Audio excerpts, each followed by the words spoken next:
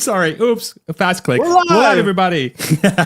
Welcome in. It is Monday, 12:03 p.m. Central. So much to talk about. Deepseek is breaking the internet, has broken the internet over the weekend. And there is something going on with the story that almost nobody's talking about. Really, nobody's talking about when it comes to the public discourse. Hans and I have spent a lot of time trying to understand the actual reality behind Deepseek's breakthrough and what it means for the broader AI landscape and what it means not just for today, but more importantly for the future. And thankfully, Hans is the technically savvy guy out of the two of us by a lot. And we've also been speaking to AI experts on the background as well, people like James Dauma, and we're reading a bunch of posts on X from really trusted experts trying to sift through all the noise. Because there is a lot of hoopla. There's a lot of like, oh my God, China's about to take over the US because they've made this crazy AI breakthrough. Oh my God, NVIDIA is going to zero. NVIDIA is down like 15, 17% today because Deepseek just proved that compute is a scam. And you can run models now from a TI-84 calculator. Like there's nothing, right? So we're here to try to clean all that stuff up. We might make mistakes. We will definitely make mistakes as we go through our thought processes here. It's a think out loud session. We did it as a live stream to get some people's cooperations too towards the latter half of the live stream. But really the discussion here is a very, very important one because it's going to set the stage for AI development for the future. Something has happened that's big, without a doubt. There has been a breakthrough that has happened with DeepSeek, but it's a breakthrough in a way that no one's talking about. So to get you caught up on what has happened so far, and Hans, correct me at any point where I sound like an idiot, which is often. So he's able to jump in and say that. Okay, so DeepSeek is a No lies basically detected. No lies detected. Thank you.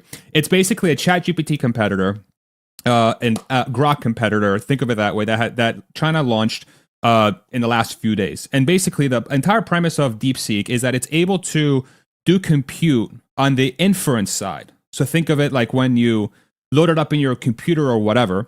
On the inference side, where it's actually doing the calculation in your computer or it's actually doing your query at a much cheaper cost, precisely 1/20th the cost of a competing model like a GPT-4 or whatever, which implies two things. Number one, China has this insane breakthrough when it comes to processing artificial intelligence, but it also has dramatically cut the costs and the compute required from an inference perspective, and more importantly, potentially a training perspective, which is trying to be debunked for AI. So another way to think about it is it's made AI way cheaper, quote unquote, and it's made it way faster to process, which implies that we're way farther along the technology curve than a lot of people realized. Okay, so I'm going to stop there.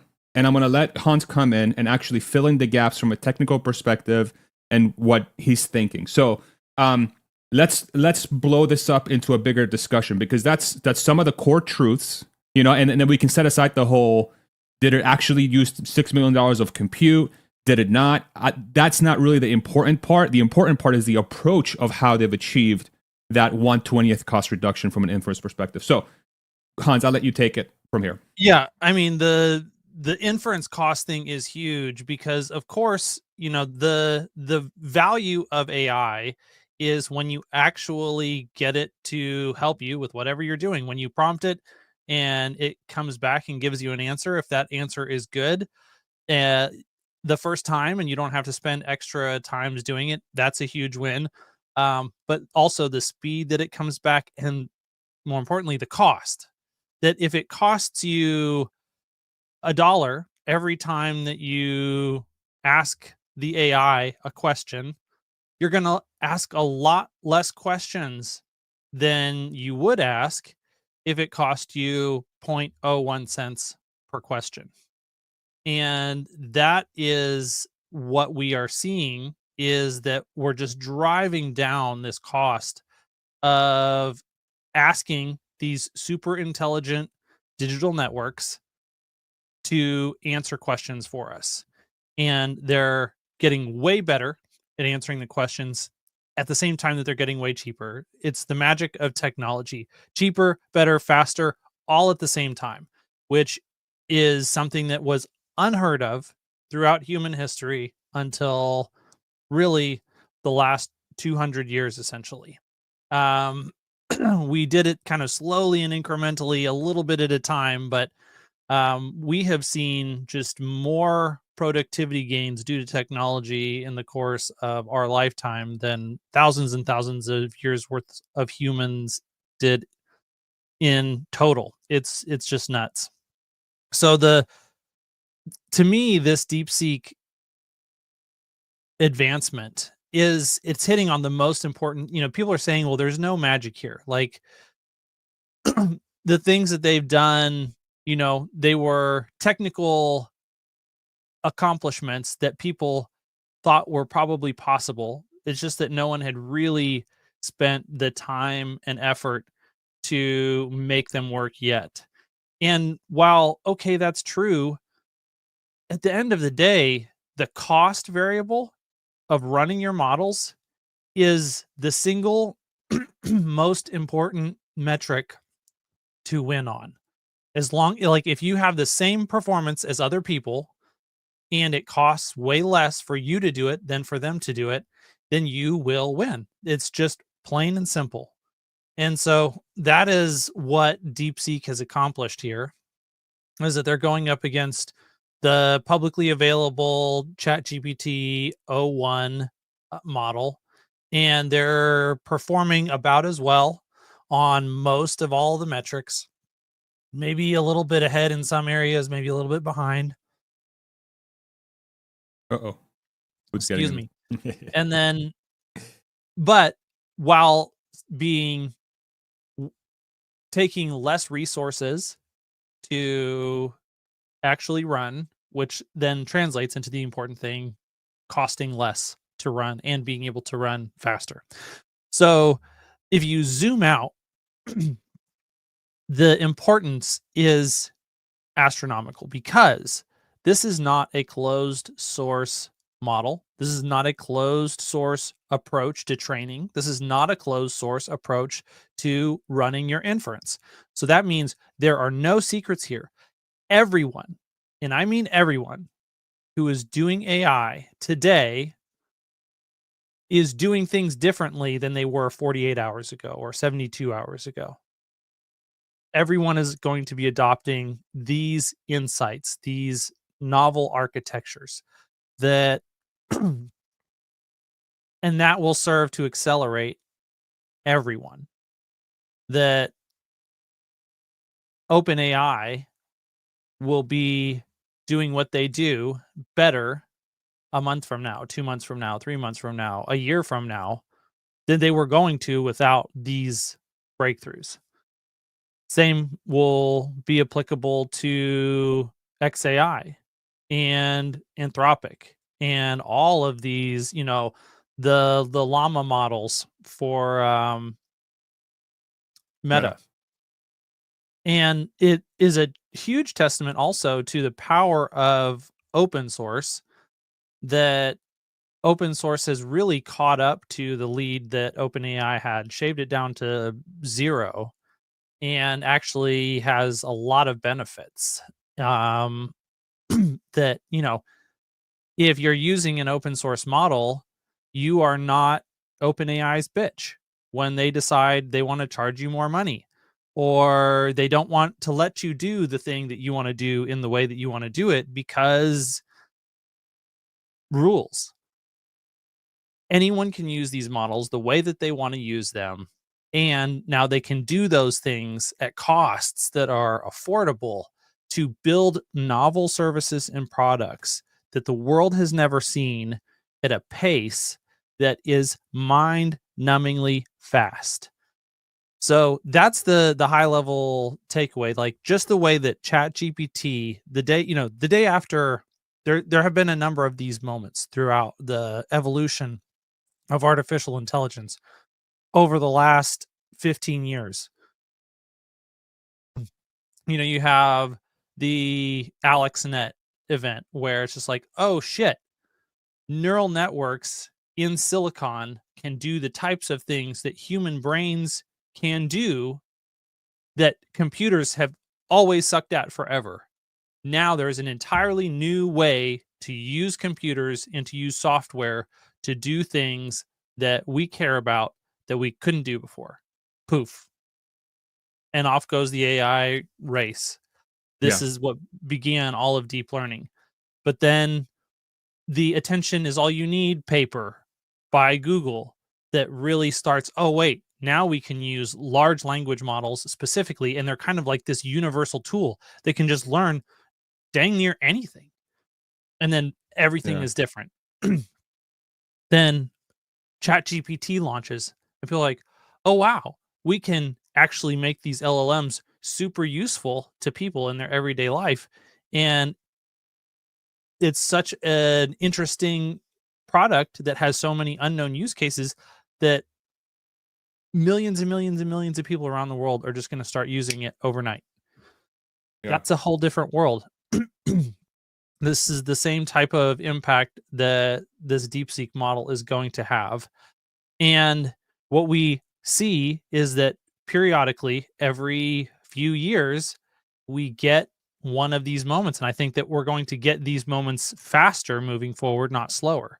Because one of the things that is just, painfully obvious if you step back and look at this from a first principle standpoint is that while it is absolutely incredible what these LLMs can do, it's also mind-numbingly retarded on another dimension, that you have to have billions and billions and billions of dollars worth of computers sucking up more power than an entire city to train a model that is not even as smart as one single human brain. That is incredibly inefficient compared to what we know is possible, because we know the human brain does so many things so much better than artificial intelligence does it. But because they're computers and not biological squishy meat sacks full of neurons, there are some things that they can do that we can't do that make them incredible. They're so much faster than our brains. And because you can arbitrarily just make it gigantic to scales both in memory and computation power that is just, absolutely beyond anything the human mind could be capable of on its own, then you have a whole new set of things that it can do, and ways that it can augment our human capabilities. And so that's what we're building. And this DeepSeek set of breakthroughs, both, there are technical breakthroughs on the training side, even if you say that it costs them the same as other people. The way that they train this model is different than the way that That's the other people mixture of train. experts approach, right? Yeah, they really got mixture of experts to work, from what James Dalma is telling us. And that's something that people have, like, there is a mixture Before of you keep going, Hans, experts. sorry. Are you able to give a little bit of like a rundown of how mixture of experts work? Like, do you feel equipped to do that, or do we need to get James on here? Like a So mixture yeah, of like experts for dummies. I am not an expert on mixture of experts. What I do know, like, I'll share my understanding of it, which is fuzzy and not great and not going to be the most helpful that it could be. Certainly won't be as helpful as it would be if James provided it. But How about this? um, What if we ask Grok what it is, and then just yeah. read its? Okay, I Well, think that so might be while better. you're asking and it's thinking, It's I'll already I'll doing share it. my Go for it. yeah, the overall idea is that you have special parts of the overall neural net that you're training that have knowledge on a specific thing, and you're putting them all together, and you are using all of their competing expertise to basically run a competition inside the neural net to provide the best answer. And then you have a selection layer on top of it that says which one it picks, which one is the best. And all of that gets fine tuned. But the way that this has been implemented for the all of the models prior to DeepSeek is that you would go ahead and have all of those experts think through their problem solving process independently And and just to be very clear, simultaneously. when we're saying experts, we're saying like kind of like AI, like actual experts in the AI code, not actual human experts. I want to be very clear on that. Yes. They're experts within the AI code. Think of it. They're like little agents of sorts. Go ahead. Yeah, it's like a section of the overall brain that is good at one specific set of things. And then you'll run all of these at the same time, and then you'll kind of pick whatever is best. And what DeepSeek has done is they said, hey, no, we're going to pick which one we know is going to be best before we even run it. And we're just going to run that one segment of the overall network. And because we're not running 100% of all of the network, we're only running this one expert, this one section of the network, then it's going to take a lot less power. It's going to take a lot less compute. It's going to be faster. And so that is how they like that at the inference time. This is how they're able to have such a low cost, so much speed, is because they're not having all the experts inside the neural network provide an answer to begin with. They just pick the one that they wanted and they're going with that.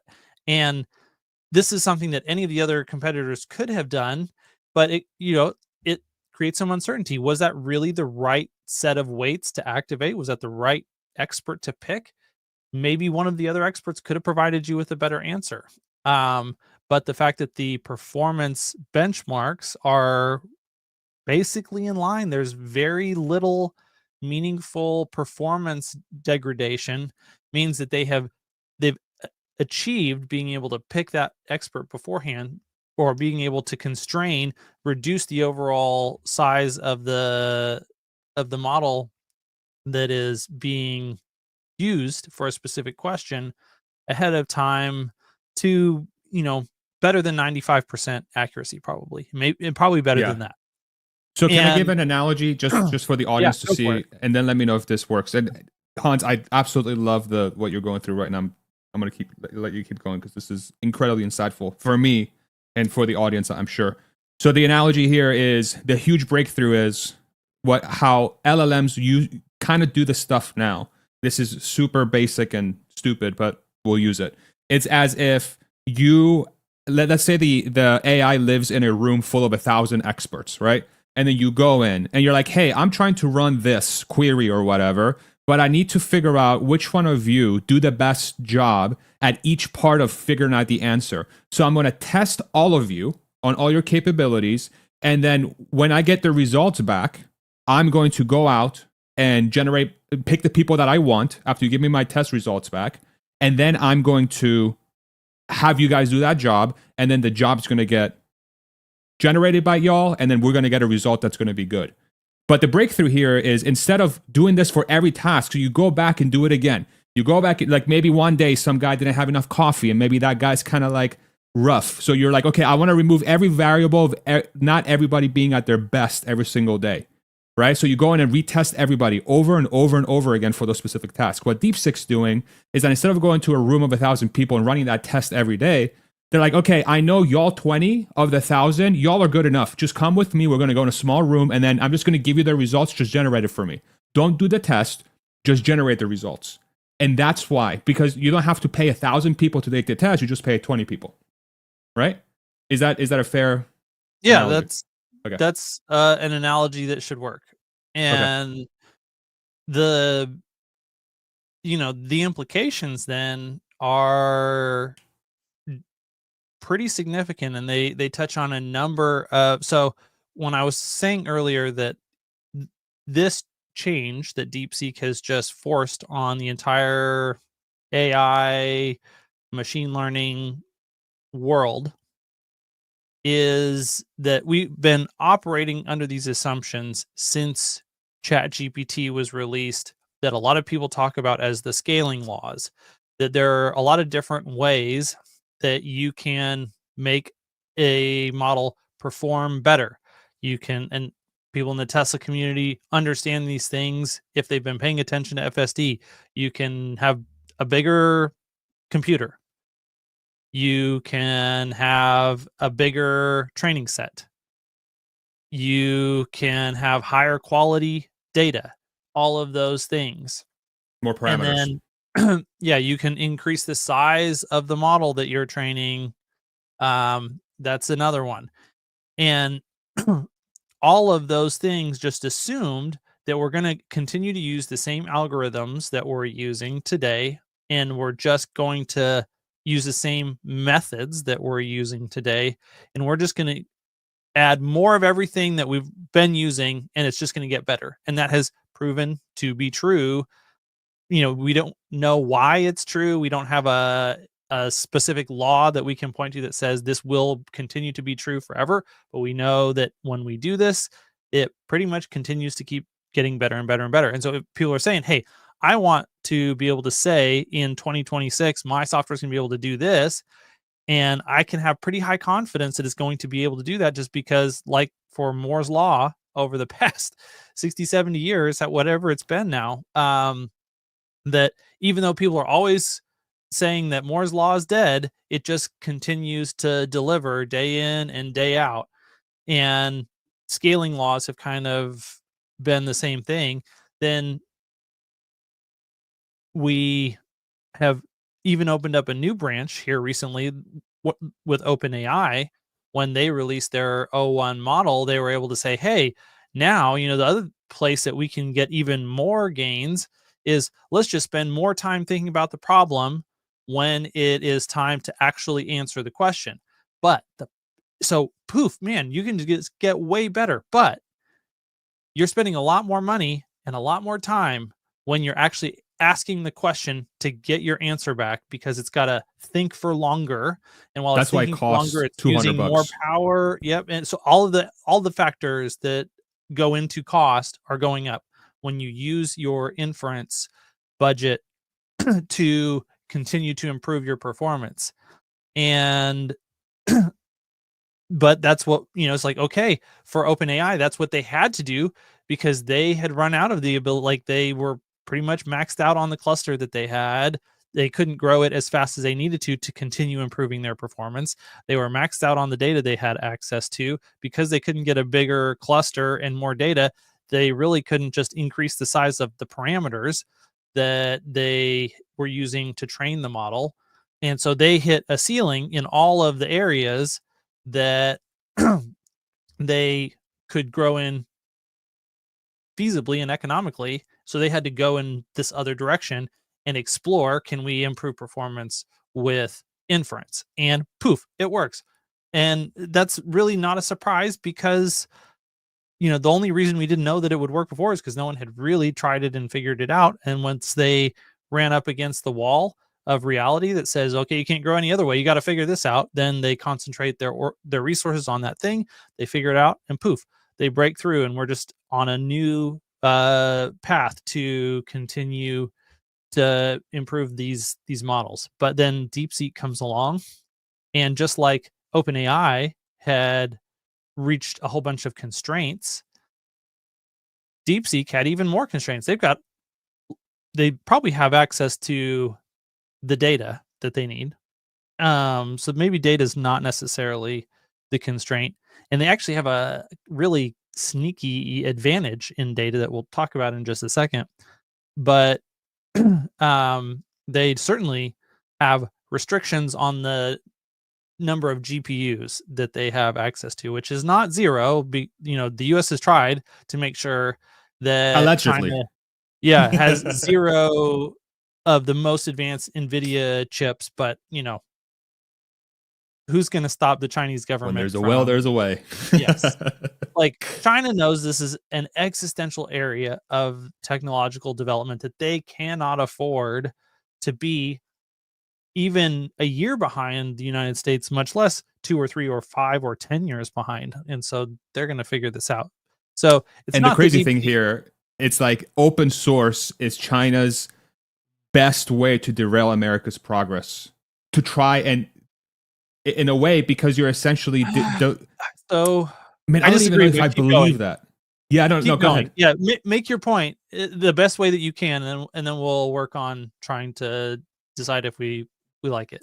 Because China has now proven that all the money and all the efforts that American AI companies have been putting forth to solve for the compute and cost problem are, in a way, in its current approach, null and void, because China's approach of doing their, like, the mixture of experts and their open source approach of, like, hey, instead of, like, James was talking about this, right? So why is one of the reasons that Deepseek was able to do this is because in the US inherently there is not a willingness to do this mixture of experts approach, because by default you would be using others people approaches to make your approach better as a private company, not as an open source company, as a private company, because you want to hog all the limelight of the achievement, so you can go out to investors and raise more capital so you can do the thing, right? So there's not an incentive to share the information. There's a disincentive to share the information.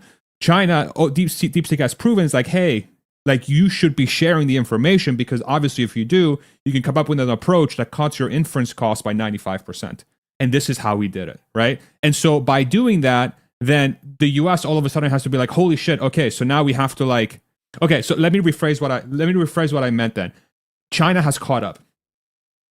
Yes, so and now China has everyone's caught up, going to go at the same pace, most likely. You're correct about the fact that they have destroyed a lot of the unique value that a lot of the private AI companies thought that they had built a moat around. It killed the for-profit model. So in a way.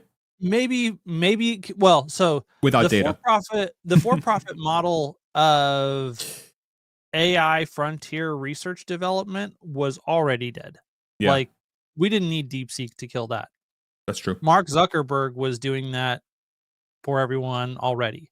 They put a stamp on it. Yeah, this just, like, seals the deal that open source is never going to be behind in any meaningful way for any meaningful period. Like, there's no moat that open source can't overcome. And there's a specific reason for that. It's because there are huge entities, whether it's the Chinese government or Meta and Mark Zuckerberg and a lot of other people, that have a lot at stake. They cannot be a year behind in AI. And so all of these people are teaming up with each other across the world to make sure that open source stays at the forefront.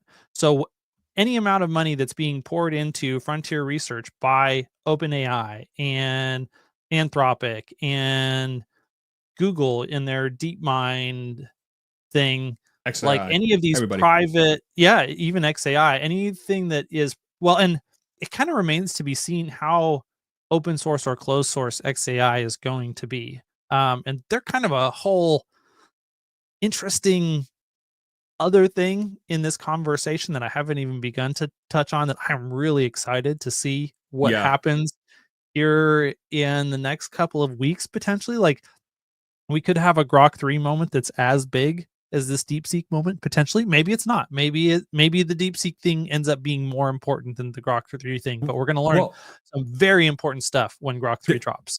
The Grok thing is the most interesting to me on the state side, because it's being led by the team that's most likely to change course the second they feel like they're going down the wrong path, whatever that may be, right? So it's like, 100%. That's so fascinating, And the thing, so the biggest takeaway that I think people should really focus on in AI is that we still have no fucking idea what we are doing. Everyone, and I am serious, everyone in this world is fumbling around with a flashlight in a pitch black room and just trying not to stumble over the couch. And there's so many things that we know could be way better. and there's only so many things that you can focus on fixing at one time. And so literally everybody can find the one thing that they feel like they have an edge to focus on and fix and improve. And we can all do that at the same time and all fix different things and still have a shit ton more things to figure out when we figure out those things. Totally. So that's like this AI trend. We haven't like reached the peak of AI acceleration.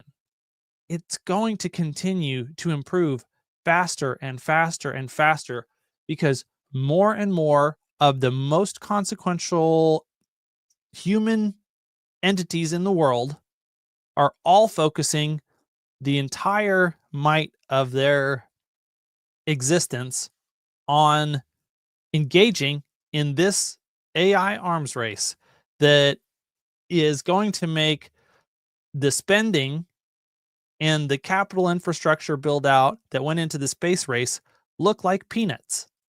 Like we've already surpassed that probably. I don't know what the specific numbers are, but I would be just shocked if we haven't already, regardless Totally of inflation adjusted numbers, like blown way past that. And this is only going to continue to accelerate. There's just so many unknowns and so many unknowns that we have yet to discover that the green field of possibility in front of us is endless. And so, and the reason that I say that is because it is just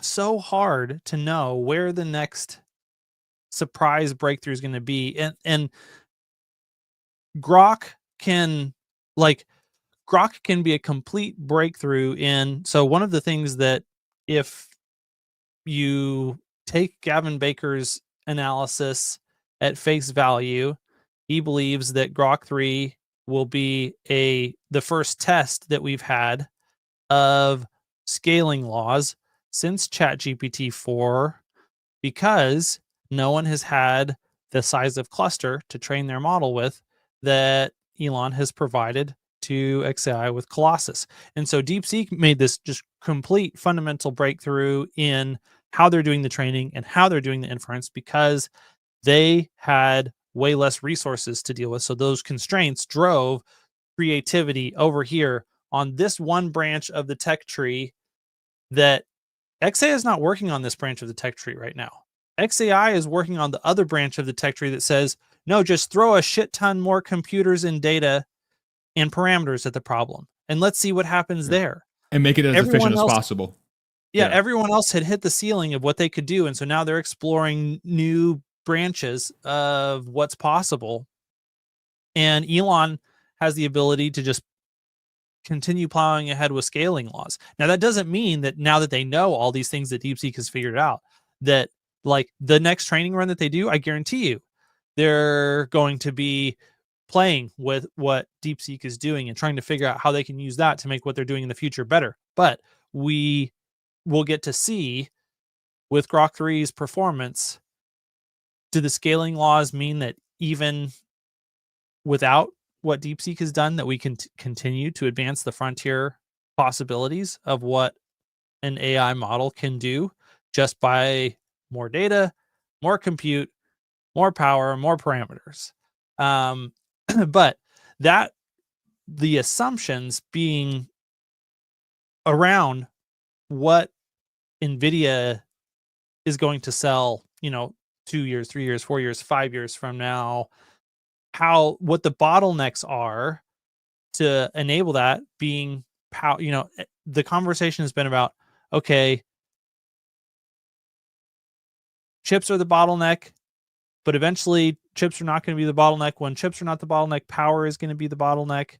We're going to have to bring on nuclear power, and we're going to have to scale up solar, behind the meter with tons of batteries, because we're just going to be needing all this electricity to solve these problems and to continue to grow. And the economic demand is going to be there. It's going to make the investments make sense.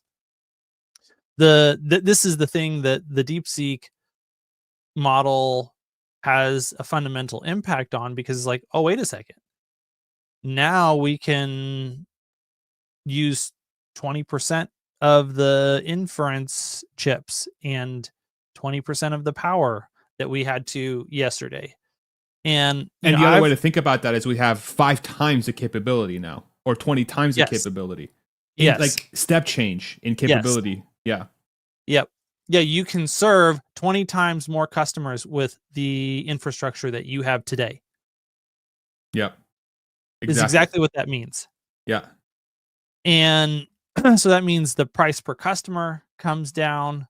That means the demand goes up. So, we may still be in a world where all of those, like, we still need the more power. We still need more chips. Maybe we need even a wider variety of chips. But it also means that the types of models that you can run, like, one of the things as far as from a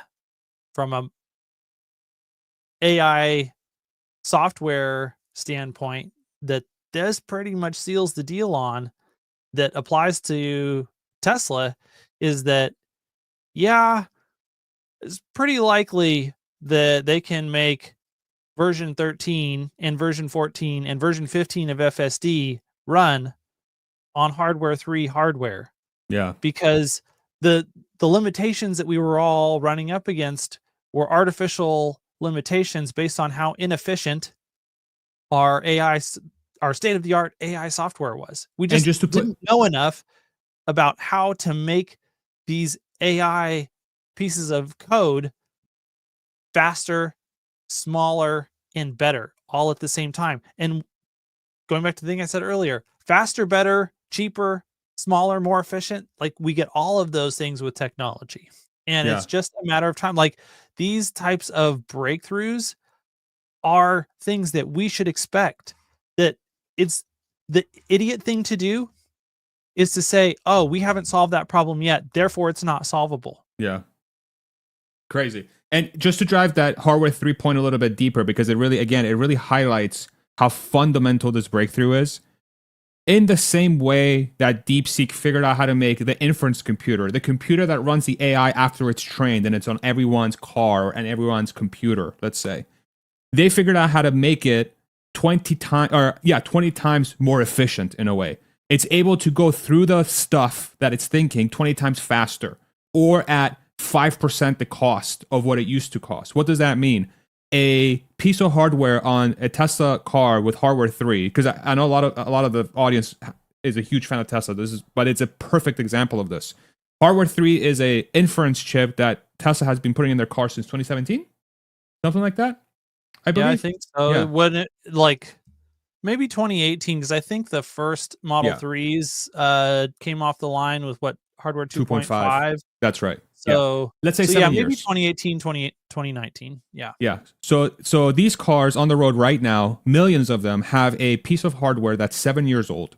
And that piece of hardware, as long as this holds true, which there's no reason why it wouldn't, because it's underpinned by the same approach and technological sort of thing, which is making the ability for the chip to think about AI 20 times faster, or at 5% the cost. That implies that hardware 3 is going to be able to run software, self-driving software from 3 years from now on 10-year-old hardware, simply because of how good we've gotten at that chip processing AI code. That's like a very dumbed down way of thinking about it. But it really drives home the point of how insanely early we are in this technological curve. Just 10-year-old hardware is going to be able to drive a car around. 10-year-old hardware is going to be able to drive a car around. Okay? Dude, I could let you go for another hour. Can we give Hans a round of a freaking applause? Because he's been going for 40 minutes, just dropping nugget after nugget after nugget. Okay. And we'll do a Q&A, but I don't know when, because I have so many questions. It's unbelievable. I'll bring you in, I promise. Okay. So here's what I can't get my head here. So all of this implies that the whole theory around making the models and the inference side commoditized, even from a training side commoditized to a point, is very much holding true. What it means is that if you're just a company, a private company that's out there making money trying to make the AI better, just the AI better, there's no business in there. There's really no business in there. It's going to be very difficult to have any sort of meaningful profits long term, because you're going to get disrupted every 4 or 5 months. You know, it's basically like the chip fab business. It's like it's like you have to move so quickly to stay ahead of the curve. It's going to be very, very difficult to really stay in front, especially if you have a lot of competitors. But what it does highlight is the AI side of the equation has become way more important. It really highlights that the companies that do have proprietary data for training on those now super powerful models, all of a sudden their advantage grows, because as those models become commoditized, the companies with the proprietary data that nobody else has access to end up gaining a gigantic advantage, because it can just leverage really cheap models that they can either build themselves or borrow from somebody else. So companies like Tesla, companies like Google with YouTube, right? These are the companies that come to mind. So do you agree, disagree? Yeah. Help me.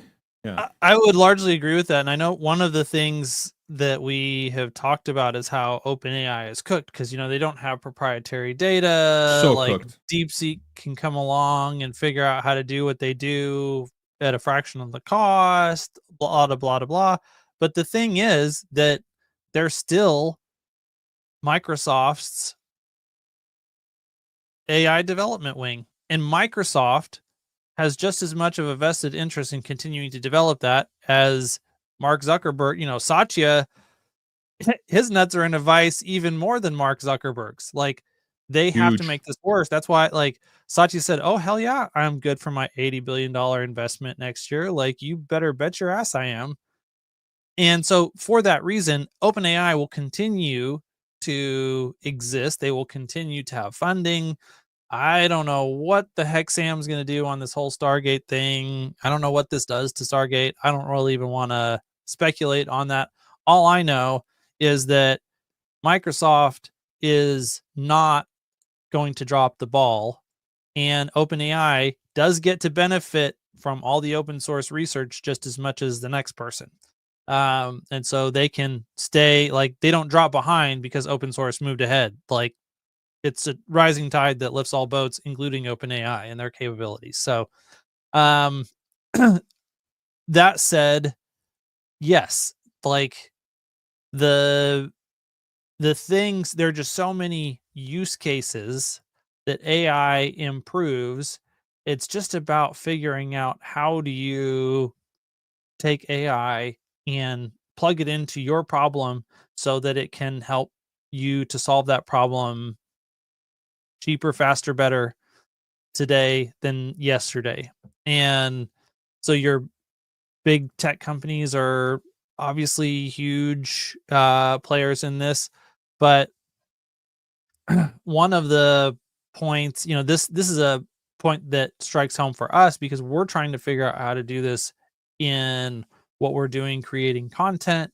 Just how can we create a system where it's easy to plug AI in at any point in a process and let it assist us. And that's, you know, that takes a lot of work on the back end, but we also, like, the tools that we have available to do that right now are just off the charts, and there's an age of building. And so, like, we've been talking about AI as this almost, you know, like Thor's hammer tool that only the biggest and the strongest and the most, you know, select people are able to pick it up and wield it.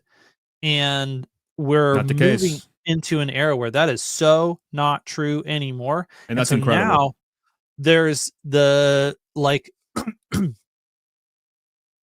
going back to what I said earlier about the green field of possibilities that is open before us and is endless.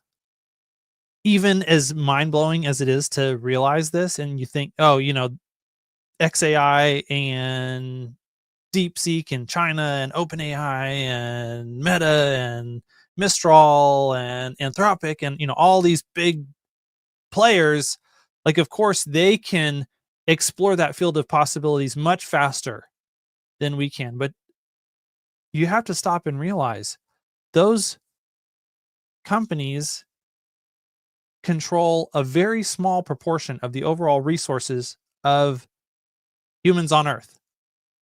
And we were about to just unleash a big fat segment of that humans on Earth on this whole green field of possibilities in front of us. And our collective ability as the little guys to explore that space of possibilities is actually going to have a bigger impact on the number of things we discover and the amount that we take advantage of those things that we discover than just those premier state-of-the-art Titan technology companies and states. So we're going to see things shift. Like, this was one of the points that James Dalma brought up in our chat today. He was pointing us at Y Combinator. And for people who don't know what Y Combinator it is, it's the biggest, most successful startup incubator in the world.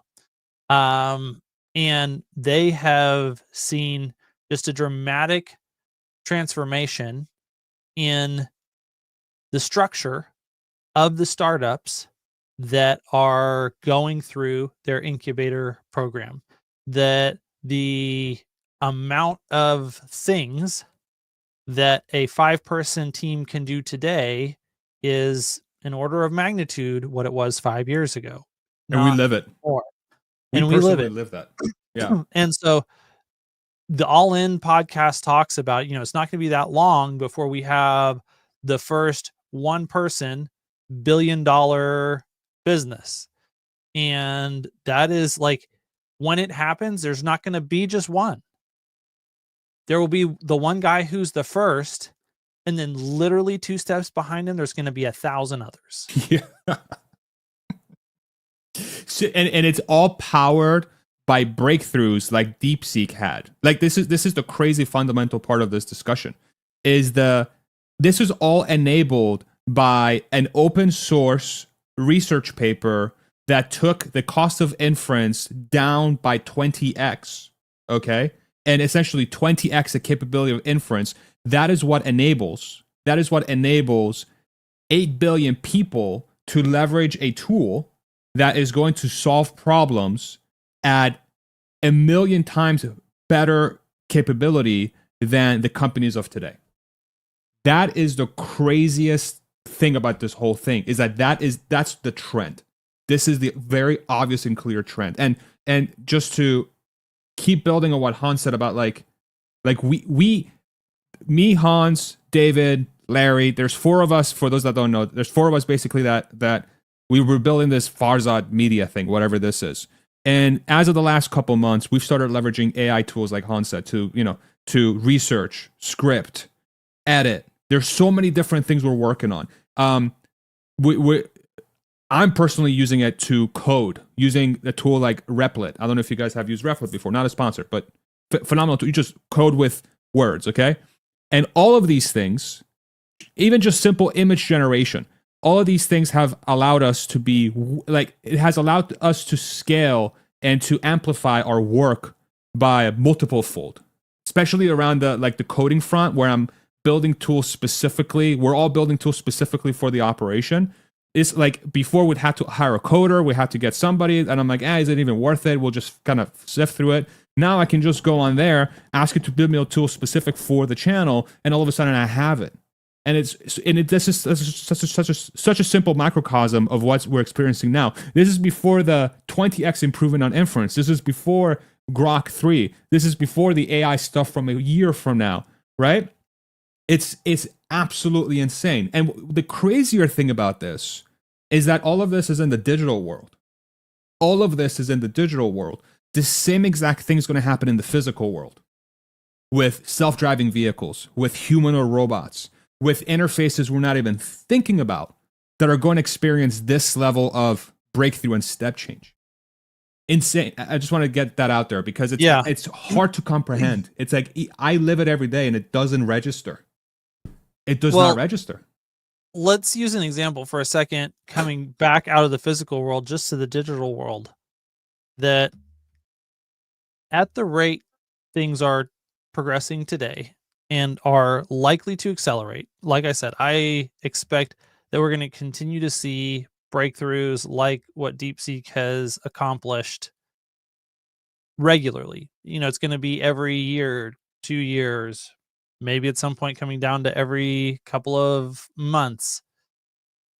So it's just going to continue to get faster. What I have a harder and harder time believing that we will not see in 10 years a poor kid in East Africa who grew up with literally nothing having access to a smartphone that costs him essentially $0, that will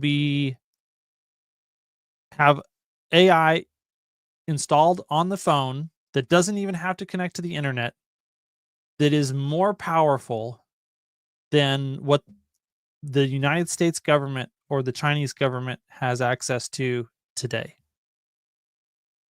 5 to 10 years from now, that is probably the world that exists. That even the most, like the lowest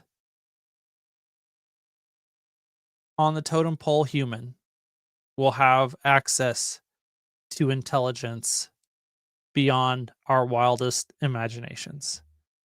Yeah. And it's and here's the and I'm seeing some of the comments in the chat is like this is not because of China. It's not because of China. It's because of the trend of the technology that we're going through, and China just happens to be the one that showed that step change for us, because the for-profit environment in the United States was inherently incapable of discovering that breakthrough on its own. So it's like I've heard that, and you say maybe not so far. Yeah, they just didn't have the right incentives yet. That's what I'm saying. Yeah, China got there first. Yeah, it's like China got there first. Yep, got there first. But that breakthrough, again, is the enabler for the technology to make it to the masses. Not because China is not going to control. Like no one's going to control it. I think that's the overarching theme here. Just how there is like no one controls oxygen yet. Control water technically, but you don't really have to. You can just build a well for yourself if you really want to. There are companies out there that make the access to those incredibly important things feasible, but they're commoditized, right? They're very, very cheap.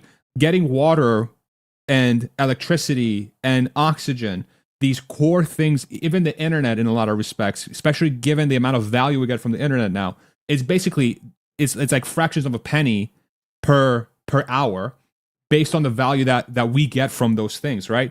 AI will be exactly the same thing, is the trend. And that implies extremely cheap, extremely accessible intelligence that's greater than the collective of humanity. Yep. For everybody. Yeah. I just don't even know how to think about a world with universal It sounds fucking crazy. Income. Yeah. Like that just doesn't make sense to me. But one of the things that I guarantee is that we're going to have universal basic intelligence. Yeah. And we're probably going to have, once we use that intelligence to build robots, you're going to have universal basic labor. Yeah. So you're going to have access to tasks being done for you and problems being solved for you automatically, requiring no input from you, for every human being on Earth. Yeah. And it's just a matter of time. And then it's like, people will say that's the craziest thing I've ever heard. That is absolutely insane. Try telling people from the 1700s that they will have running water, a toilet, the internet, a smartphone, and electricity in their house, and all of it costs all of that, those things, right, cost very little, right? Especially depending on where you live. Like, what's stopping somebody from just having a house with a toilet, like just a room with a toilet, running water, electricity, the internet, like like $500 I mean, a there are month? large parts of Like the the world really where really basic one. Yeah, that's really hard to achieve even today, but there's also like yeah, that's more true today than it's ever been, by a huge margin. and it will continue Especially, getting passed down. yeah, Yeah, as long as we, don't manage to annihilate all of humanity. yeah, yeah. It's crazy. Yeah, and it sounds hyperbolic, but it's not. It's just time. It's just a matter of time. That's the end state, and it feels like we just got to like the beginning of the like we're like da, da, da, and now we're and now next year is going to be whoop, and then the year after is going to be whoop. Yeah, Yeah, I mean, crazy. people who haven't read it should really do themselves a favor and go back and read Tim Urban's Wait But Why piece on Neuralink, which is, I think the title of the article is called Magic Wizard Hat for the Brain or something Yeah, like that.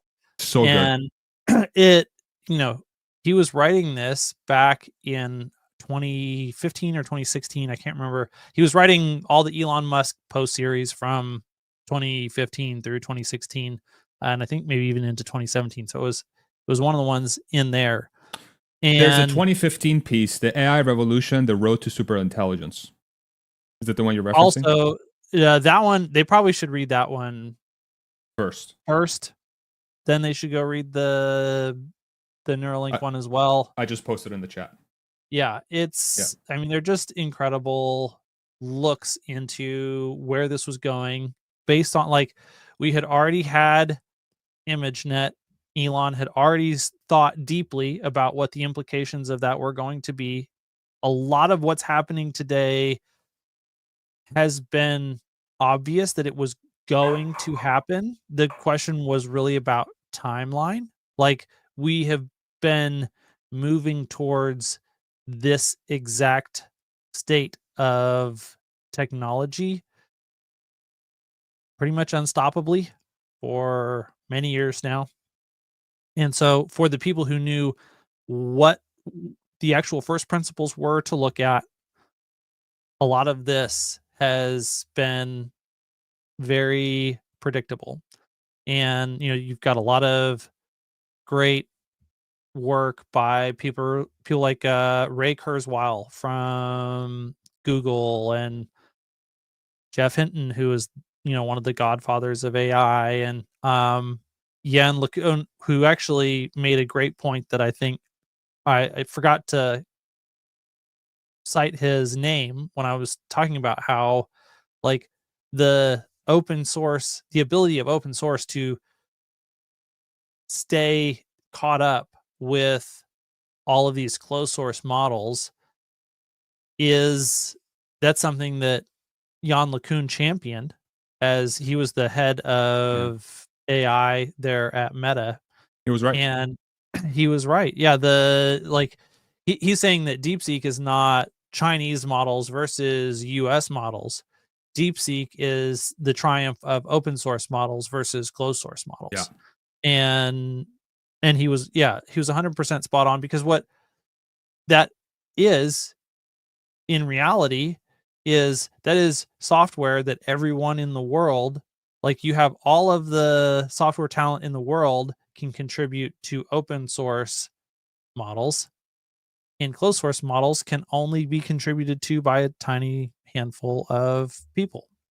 Yeah. And he is just like betting that the things that are open and allow everyone in the world to contribute to them will get better faster than the things that are closed. And I think he's been proven correct on that.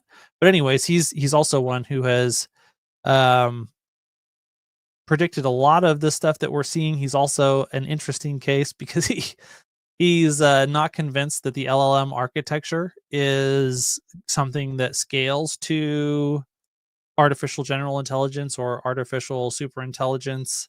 I would agree that you certainly get a whole lot by, like, when Tesla has the Optimus robot and we have a lot more robots with physical bodies, which people call embodied AI. Like, once we have that and those things are out there learning how to interact with the real world and real physics the way that humans do, that's going to add another dimension of AI progress that I think is very important. It's like, how do you keep an AI from hallucinating when it's only ever lived in an imaginary world?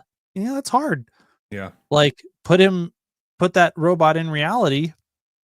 Now all of a sudden you have a lot more feedback mechanisms that help you to understand, like, what is a hallucination? Well, it's just not true.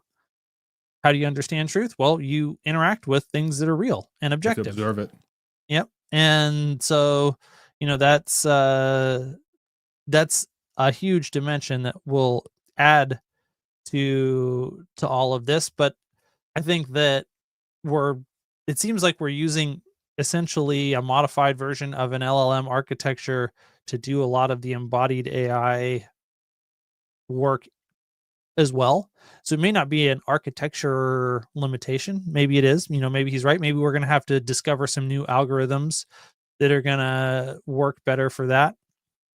But even if that's the case, like, okay, when the algorithm becomes like, what we have seen is that when whatever the bottleneck is the next thing that humans collectively are going to solve in AI. And when Yeah. the algorithm architecture is the next bottleneck, you're going to have a giant group of the smartest people in the world all racking their brains around that problem, now assisted by a whole bunch of artificial supplementary intelligence to boot.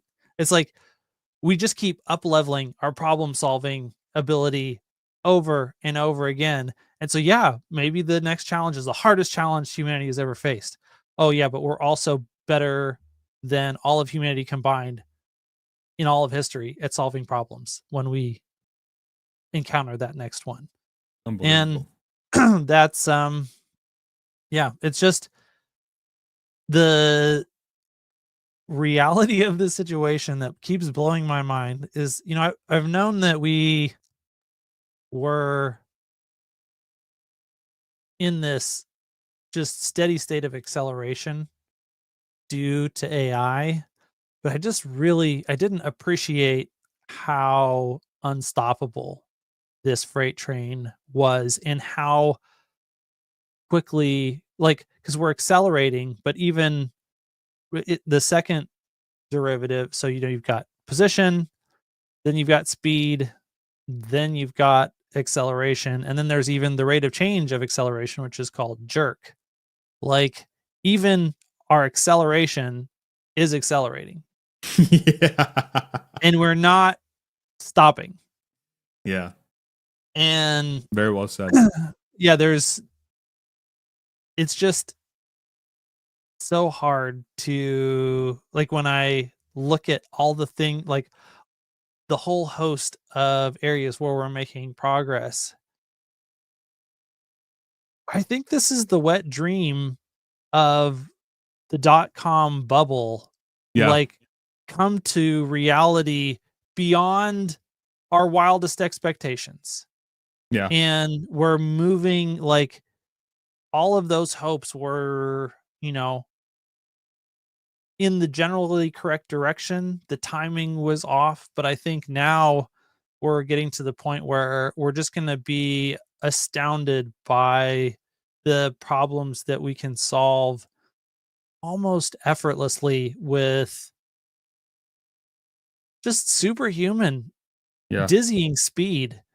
And I like the I think that is gonna be so disorienting to humanity that it's going to cause a backlash on the other side of the spectrum that, like, hey, slow down. We cannot keep moving this fast. And I think this is going to be a major, like, the speed of change is going to create massive amounts of tension within cultures, Societies. within societies, You already see it within in Europe. nations. Yeah. And oh my gosh, can you imagine, you know, let's skip to say 5 years from now. FSD is solved. We've got we've got Siri that really, really works really well. Yeah. And maybe it's not Apple's Siri, maybe it's Siri 2.0. Like she does everything for you. Like legit. Whatever you ask her to do, she'll do. And so, but we only have those here in the United States. Europe says, no, Yeah, crazy. not allowed. Insane. We've got to protect our consumers from that stuff. Like, everyone instinctually knows that's not possible. Yeah. There is no world in which Europeans are okay being gatekept from technologies that are that life-changing. And so what does that mean? If the European Union is incapable of allowing that thing, and the European populace is incapable of allowing the European Union to hold them back, that's not going to be pretty. Yeah. And there's going to be a lot of other dynamics that, we can't run through all the list of possibilities of, tensions that are going to arise on this. The saving grace is that we're going to have really good problem solving technology. So hopefully we can navigate each of those individual challenges as they pop up. And I think I've said this before, people do not understand what I'm talking about when I say this. I don't know if people will understand and appreciate it now. But the alignment problem is solved, and it has always been solved by two things: the free market and great power conflicts. Those are the only two forces, in my opinion, that are going to keep AI aligned with humanity across the board. And the more you suppress the free markets, the more you start getting into the territory of great power conflict, having to deal with something. And so I really hope that this is one of the things that's really encouraging about what we're seeing so far, is that the open source movement is essentially a global free market movement for access to this technology. And it has a lot of advantages. I think it's going to win. If it wins, then it makes the likelihood of these conflicts smaller, because other people in their local context can come up with the solutions to the problems that arise, and they can get value by solving those problems for other people. And that system of aligning incentives will help to manage this extreme tension that we're going to be dealing with. And those problems will get increasingly cheaper and more accessible and more impactful. Like that, and that's the thing, is like when it comes to to solutions, when it comes to things that we can solve for humanity, the limiting function, the limiting factor, rather. Shout out Jordan Gisigi, great channel, check him out. The limiting factor on YouTube. The bottleneck has been a combination of human will and human intelligence and resources, right? Like kind of those three things are like the things that are the biggest bottlenecks to solving problems: will, intelligence, resources. When you remove the intelligence bottleneck, because now you have a tool that has access to reach the intelligence of the size of the universe. If you assume the universe, and I don't want to get into religious, non-religious debate, but let me just put this out there. If the universe is indeed infinite, then by default, the contents within the universe are infinite, which by default, intelligence is infinite, right? So what does that mean? That means that in the scale of 0 to maximum intelligence, humanity is at like 0.01, and AI is just a function of compute, data, and breakthroughs, like we've seen with Deepseek, right? So the solutions we're going to have access to 20 years from now, from that intelligence curve going up the curve, are unbelievable, and everybody is going to have access to those, and we're going to progressively get to those things, right? Sufficiently advanced technology is indistinguishable from magic. And we the biggest, are barreling like a freight train into a world of magic. Yeah, and the costs, and like, and I try to think about it, it's like, okay, you know, like what is the best way for me to frame this in my head so that when I'm talking to somebody about this, like I can convey it with as little words as possible. And I think this one is the best way to convey it, because everything's going to get so cheap it's unbelievable. Like, you will not believe how cheap things get. It's going to blow your mind how cheap everything's going to get. And cheap meaning like affordable. Not like, oh, this is a piece of shit thing that's cheap. No, I mean like it's going to be incredibly affordable, and the quality is going to blow your mind. That's the trend. That's just the trend. That's the trend we're riding right now.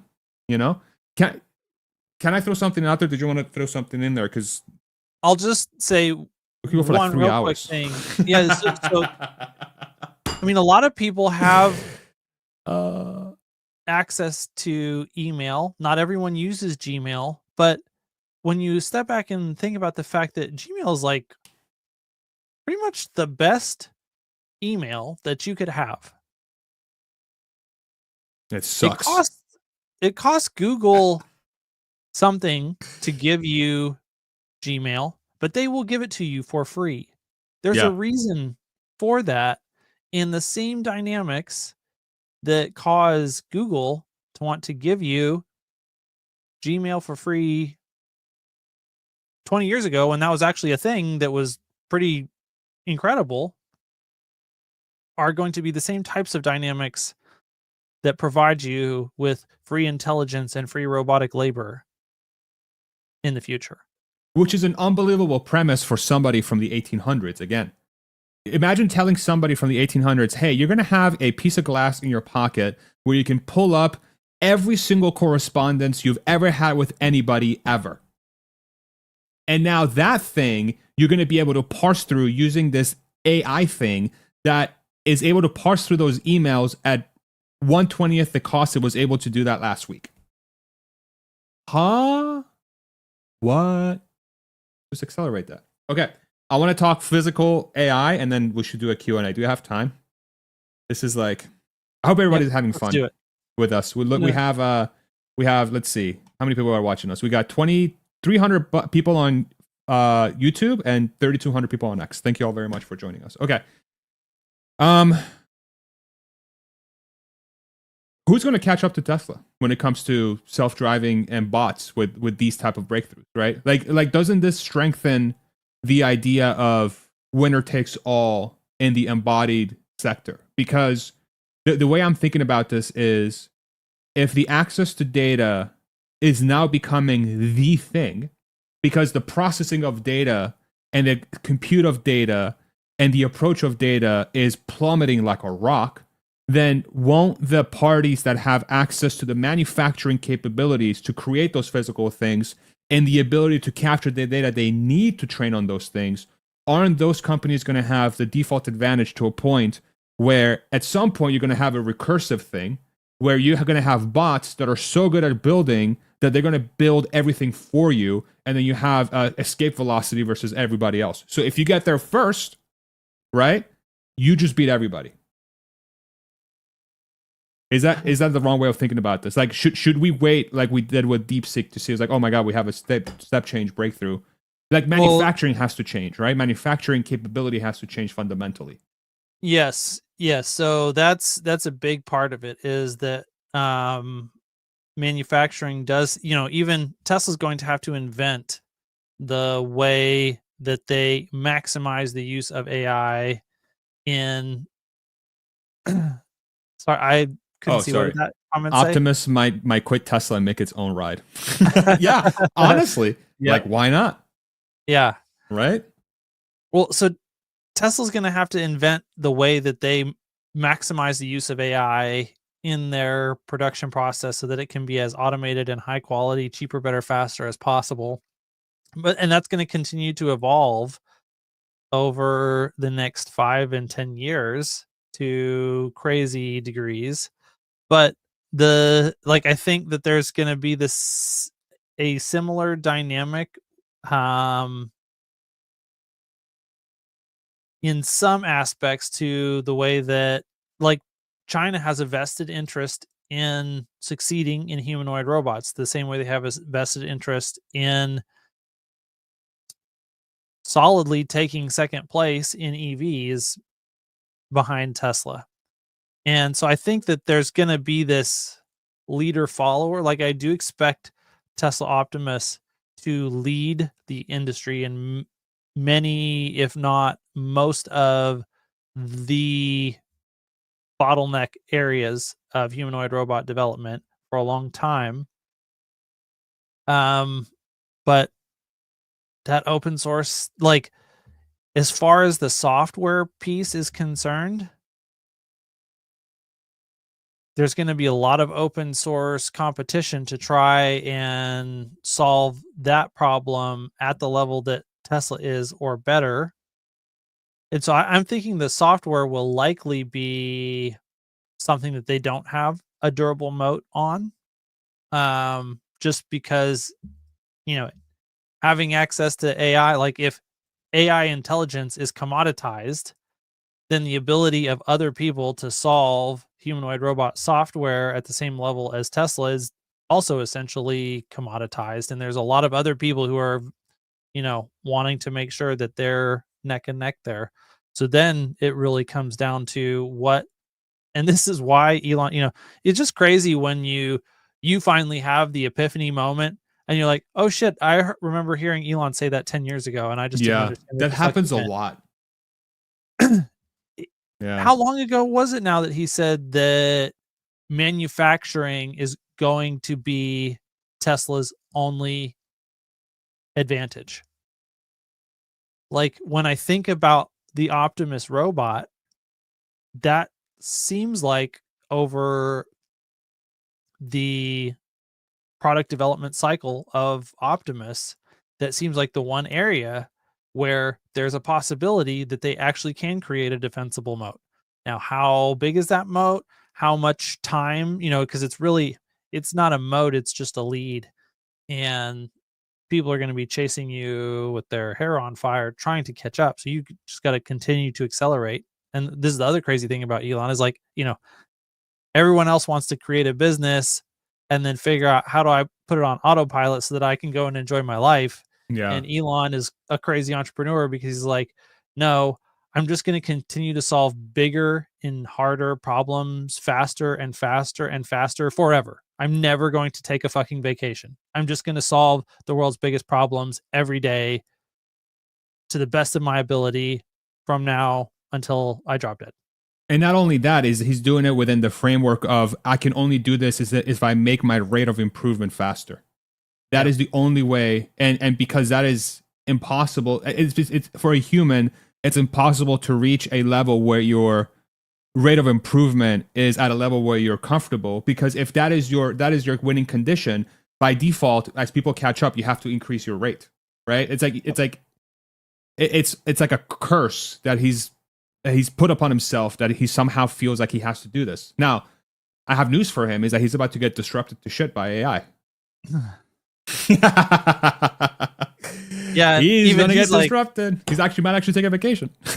Well, he's talked about this, like, man, what am I gonna do when AI can finally actually do my job? Like, that's kind of weird to think about. Go on vacation, take a break, eat some cake, do something, make some more kids. Yeah, let's keep going on that train. Okay. Unbelievable discussion. Like, I think, and the crazy thing is, we're just getting started. We're gonna do some Q&A now. Thank you all very much for joining us and being patient. An hour and 20 minutes in. I didn't know how long we're gonna go. We could probably go even longer if we wanted to, but I do want to I do want to think through the implications. I think the overarching premise here is that the TAM for AI is about to explode. It's just absolutely and utterly going to explode in ways that we don't even understand. And it will all be different next year. And it will have to rethink it again and again and again and again and again, over and over again. But there are some certain trends that hold true to this whole thing, which is, I just can't imagine what the limit to the demand for labor and intelligence is. Like, people think about it as this fixed thing, but they forget that there's this concept called elasticity of demand, that, you know, when eggs go from $10 a piece to $1 a piece, all of a sudden you want a lot more eggs. When intelligence goes from really expensive to nothing, infinitely cheap, essentially, how much intelligence do you want? Well, I'll take some more, please. Yeah. How much do you have? Not enough. But you have more than humanity's ever had in the history of humanity. Yeah, it's like a fraction of what I will have tomorrow. Yeah. Like that's what we're talking about. Yeah. The universe is a big place. Yep. We got stars to go colonize, man. Like, we're not even, haven't even made it out of level 0. All right, Q&A. My head is has been exploding nonstop for the last 24 hours. I can't get it to stop. Do you think China will reach AGI ASI before the US? I think the way Hans framed it earlier was very, I think, the right way. It's not a country versus country. It's a method. It's an open source versus closed source. It's a which party that's working on the models or the entire approach is going to achieve the best way to mix all the things together so that we can get to ASI, AGI. It might end up being the US that reaches it, but I think the way it will permeate the world, it feels like everyone's going to have it basically overnight. Yeah, that's how I think about it. I would agree. The people will have it. And I think this is the important distinction here. There's a potential for the people of the world to have it. Not like, oh, Chinese government has ASI. Oh, US government has ASI. It's like, no, everybody has ASI. And AGI. Y'all just get it. It just permeates through the open source system. The open source folks get those things loaded up on individual machines. There's a way for you to get it. That's it. Unless there's government start getting in the way of people having access to that. That's when it gets dark. That's when it gets dark. Yeah. Did you want to add anything there? I think that there is a non-zero chance that they do make some breakthroughs that give them a temporary advantage in an area over the US. But yeah, I think I would push back on the question. I don't think this is a US versus China thing. I think this is the vested interests of people who want to make money are going to cause this to become available to the vast majority of humans essentially overnight. From, how long have humans been around? Long time. It's going to go from 0 to 100 in the blink of an eye when it comes to the total amount of time humans have been here on Earth. Yeah. Let the free market reign.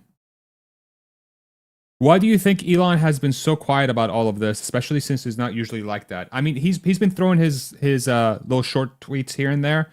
My gut tells me that Elon and his teams across all his companies that are working on this are probably really going to work.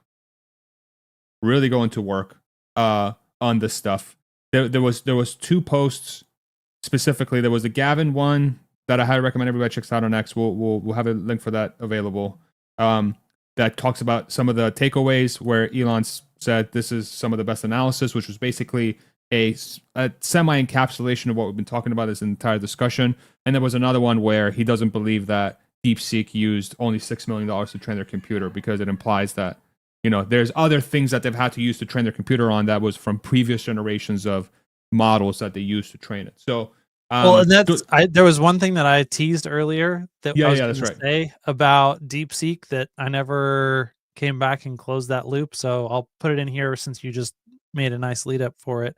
And that is the fact that more than likely, with near certainty, a big part of how DeepSeek was able to achieve this is that they were actually using actively ChatGPT 01 as part of their reinforcement learning process that was automated. And so they were basically able to automate learning how to be 01 from 01 using 01 as the teacher model. And it, makes a very interesting point, like the United States, we're trying to keep China from having these chips so that they can't develop world leading artificial intelligence technology, but they can, call our APIs all day long. We don't care about that. And like, this technology is like, the one thing and the other thing are fungible. Like, it doesn't matter whether I have the chips or I'm calling the APIs. Either way, I'm getting the exact, like, they just used American H100s in America to train their model. How incredible is that? So anyways, sorry for that aside. It is interesting. To add my 2 cents to the actual question, though, I don't think this is the bottleneck in Elon's mind anymore. We know that Elon is the sleep at the bottleneck manager. And over the past 4 years, especially if you've been listening, like if you believe Mark Andreessen, if you've been listening to what he's been saying, then if you've been observing the world of technology, you probably have a sense for this, that the United States government over the past 4 years was the biggest bottleneck to this future that we're talking about. They were the ones getting in the way. This is why Elon decided that he had to, get involved in politics and make a shift because things were not looking good. And so now he has to, like, that bottleneck, while things have gotten a lot better, like, he has responsibilities and he has to fulfill those duties and obligations. And am I still there? Did we lose Hans? Oh, are you back? Oh, I'm here. You're back. Yeah, that was weird. Yep. Go ahead. Doge is a big part of having the governmental and societal foundation on which we can build all this stuff. Yeah. Because like, while I don't think that this ends up being a US versus China thing, that kind of at least assumes that US and China both do the things that they do well. And as the US, we were not doing the part that we do well recently. So that part had to be fixed. So anyways, he's too busy fixing the actual bottleneck as he sees it, which is not chips, it's not algorithms. Like, he's got all the smart people. If DeepSeek can do this research without Elon, so can XAI. And they can learn from each other. And so this is not where the bottleneck is today. And the things that I'm talking about today are things that he has been talking about for years. And so he has foreseen this. Everything is proceeding as he has foreseen, and he is on to things that are further down the path that we're still trying to catch up to him and understand why he's doing what he's doing. Yeah. The biggest takeaway from what you just said is that it's obvious that the reason why Elon got involved, it's because the social and political fabric of the United States specifically, but more broadly the world, was not properly equipped to navigate the advancements in artificial intelligence at its core. You need an efficient government that makes good decisions to allow the technology to flourish and permeate through its society.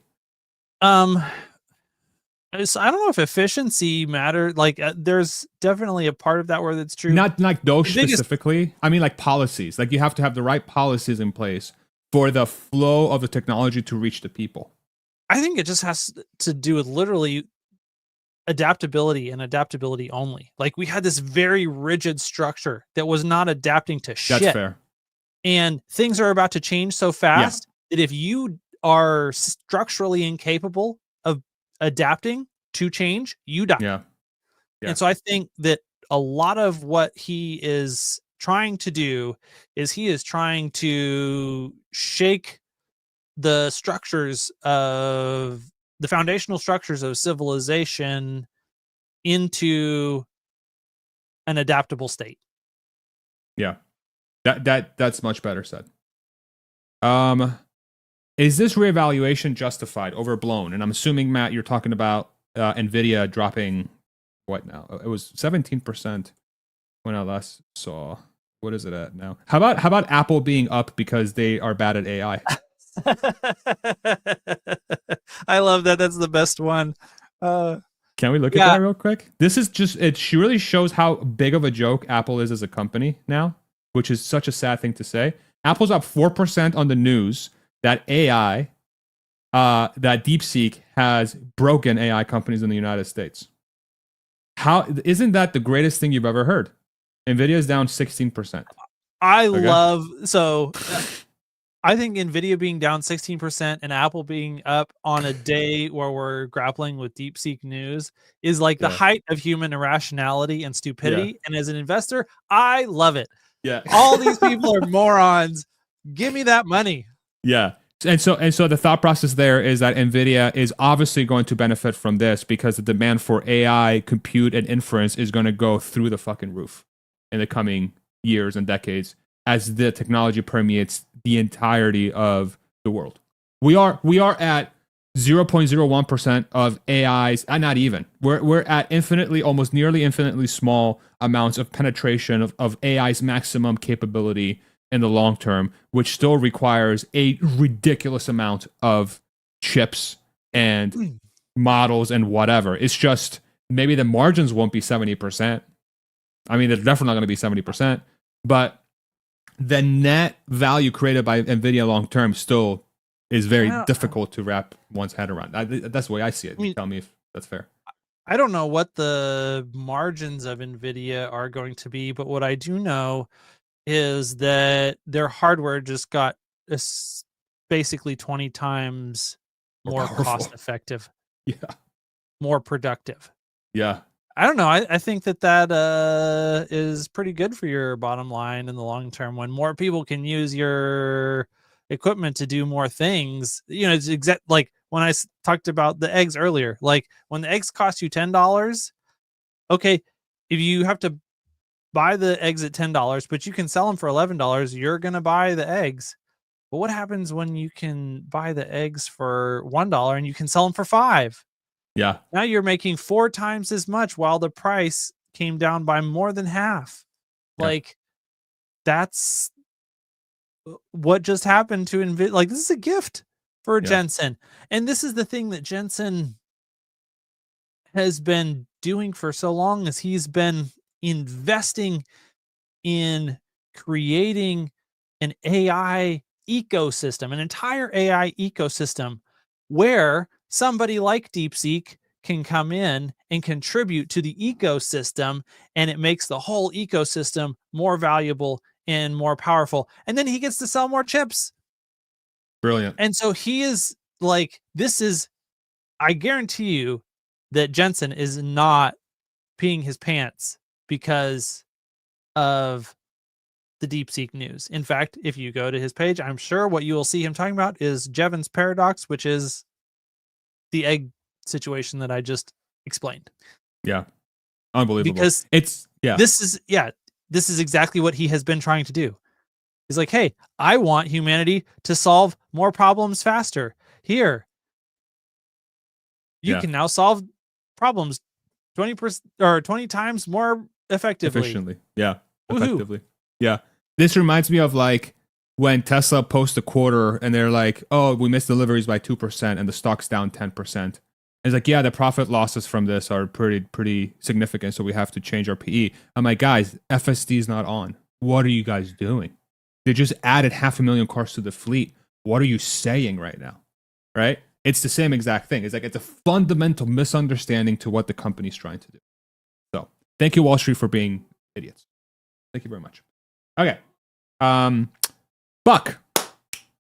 Shout out to everybody, by the way, that's been posting messages. We love you very much. We're going to try to do these more often, I guess. This is really fun. I miss this a lot, Hans. We might have to do the live streams more now.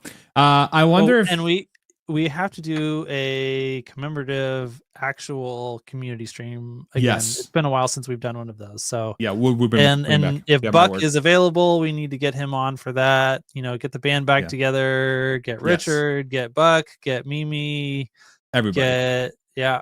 Everybody, the whole squad. Everybody. Alex, and I mean, there's been so many great contributors all participated over the time. Yeah. Yep, get Rodman, and I know that there are more people that I'm forgetting, but many. Yeah, we'll bring it back. I promise. We'll bring it back. I wonder if Elon is training an AI neural network to replicate his brain, and it will take over Tesla when he's no longer capable. I mean, it's funny because it's kind of like what we're. Have you ever heard of Neuralink? Right. This is the weird thing about artificial intelligence. Again, is like if the limit of intelligence is bounded by the universe, which is infinite, then you could have an AI that's infinitely smarter than Elon. So if that's the case, what is Elon's purpose for working on what he's working now when the AI can do exactly what he's doing at a much better rate, which is using his brain to do things, right? Sorry, Elon, you're out of a job, bro. Figure out what to do with your time, bro, and $450 billion net worth. I'm sure you can find something. Martin, what does this mean for NVIDIA? We touched on that already. Thank you for the question, Martin. And then we'll do a couple more. Why is it a bubble? If 1 million can produce X results, 1 billion will surely be better. I think that's the overarching premise. Exactly. It's like you just added a 20 times multiplier effect on the hardware we have out there. Yeah. You know, if I was going to be worried about NVIDIA, it would be because some other hardware company figured out how to make GPUs that just were way better at AI than NVIDIA. If we're just saying that now AI works better on whatever chips and NVIDIA is still making best-in-class chips, then this is definitely not a threat to them. Yeah. And then let's do this one. Do you think the military will have control of AI before the people? And if so, what do you think could be the implications of this? So this is where this almost has to be like an entire thought exercise. It's like, okay, what happens to society as the different groups of people have access to the capabilities of AI? And not only that, but the ones that choose to take on the capabilities of AI, how will it take on those capabilities? What are the signals for them to take on the capabilities? What are their incentives to take on the capabilities? What are the forcing functions for them to take on the capabilities, right? You have all these different things that are impacting individual people in the world.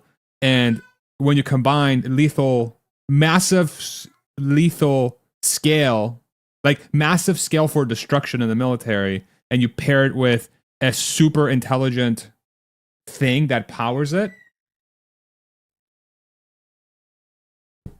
Yeah, I mean, military. The answer is, it's not a question of will they already do. You know, this is why Palantir is a huge company. This is why everyone wants to invest in Anduril. Like, you know, the battlefield in Ukraine says, AI has changed everything. So, you know, this already exists. And is it going, like, as things get developed, they get incorporated into, like, there's people who make a lot of money by incorporating these technologies into the combat use case. And hopefully what this does is it means that now the wars are fought by robots instead of humans. And that, you know, it's whoever has the most effective robot swarm wins, and we can kill as few humans as possible when people go to war. And hopefully, you know, we don't have to go to war at all. But, you know, humans are going to human. So I'm not super optimistic about like no wars ever again. I think that we'll probably decide that wars are dangerous. Just like we already have nukes, wars are dangerous enough to where we want to keep them relatively small and contained. And I think that it's likely that that will continue, and that we'll have little test, essentially, combats, just like where like Ukraine is a little test war for technology and economic might and some other things, between the interests of the American system and the people who are not the American system. Yeah. And so I think we'll have little conflicts like that probably quite a bit for the foreseeable future. And hopefully we can just keep them at that scale. Or better yet, move those conflicts to the digital space that replicates the brutality of the physical space, or what. I don't even know. Like, I'm with you. Like, I'm not. Well, I think it'll still be embodied, but like I said, hopefully in robots and not in robots instead of people. Yeah. Which is still like, it's so. This is the human's biggest weakness, is that we still powered by a monkey brain in a lot of ways. So, all right. We're going to leave you with this. What does intelligence mean in about 20 years? From Max0318. Great question, Max. Let's all think about that. That's our homework for tonight. What does intelligence mean in about 20 years? And whoever has the answer, leave a comment below and tell us what the answer is, because I would love to know. Thank you all very much for joining us. Hans, you were incredible this live stream, bro. The amount of knowledge you dropped and the way you navigated it was elite. So thank you very much for doing that for us. I learned a lot. I really did. Yeah, I'm glad to share my understanding of things. I will like, I'm sure there are a lot of things that I said today that are going to be contested by other people who also know a lot, because this field is rapidly evolving. There's multiple different perspectives.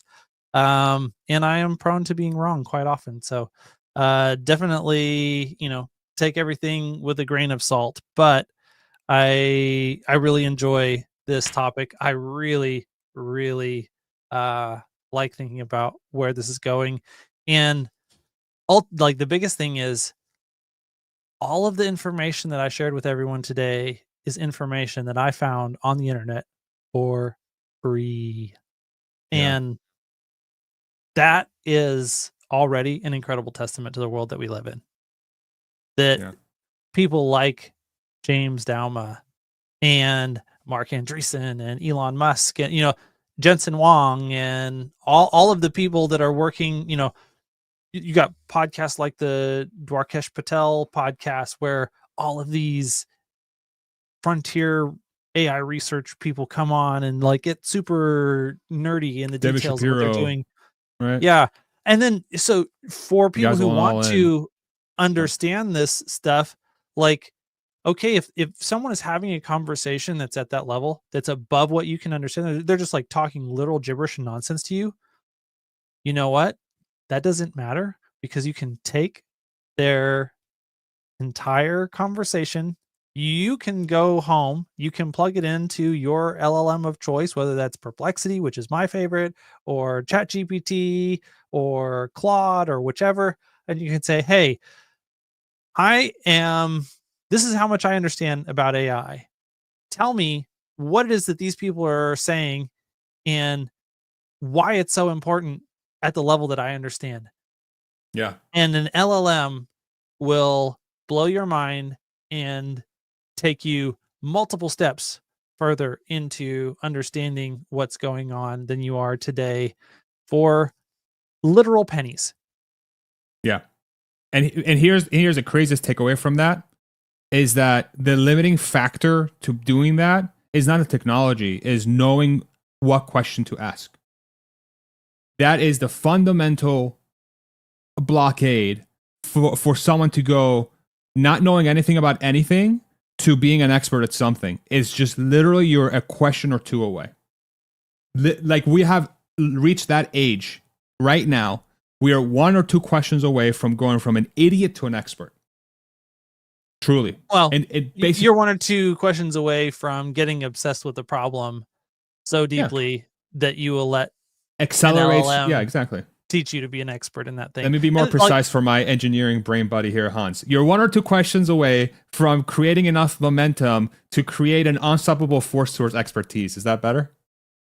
Perfect. I love it. Thank you. All right. Yeah. And it doesn't have to be AI. Like, you can could be anything. I don't know why you're listening to us if you're not interested in AI, but even if you are, if you're not interested in AI and you want to learn about something else, LLMs can teach you about that too. Or if you are interested in AI, but you are interested in other things as much or more, like, there's so many, like, the realm of possibilities is endless. And right now there are not that many people who are providing you with a structured way to, like, spoon feed you the steps from here to there. So it does take like the biggest thing is, like Farzad said, 1 or 2 questions, like the initiative on your part to engage the process of teaching yourself or letting the AI teach you how to now go and rabbit trail your way into an untold world of expertise, of fun, of learning, of value capture and value. Like, there's a thing that you can now learn how to do better than anyone else on the planet has ever learned to do it, because it is the thing that you care about more than any other person. And you can now become best in the world at that one thing. And if you do that and you want to provide value to other people with that thing that you're the best at, you can probably do that and you can probably make a lot of money. Curiosity has never been more valuable than right now. Curiosity is the biggest forcing function to wealth generation and personal development. In the, like, right now, it's the greatest time in the history of humanity by a factor of 1 trillion. There's no better time. No better time. So if you're curious about something, go use AI. If you want to build something, go use AI. The time is now. The time is now. All right. Bye, everybody. Thank you so much. This was awesome. Thank you, Hans. Thank you, everybody in the comment section. We love you. If you're watching this on record, thank you very much for stopping in. And we have the Tesla earnings coming up on Wednesday. And we have the launch of a new show on this network, on this channel on Friday, which is called the GigaCast. But I'll let you figure out what that means. Bye.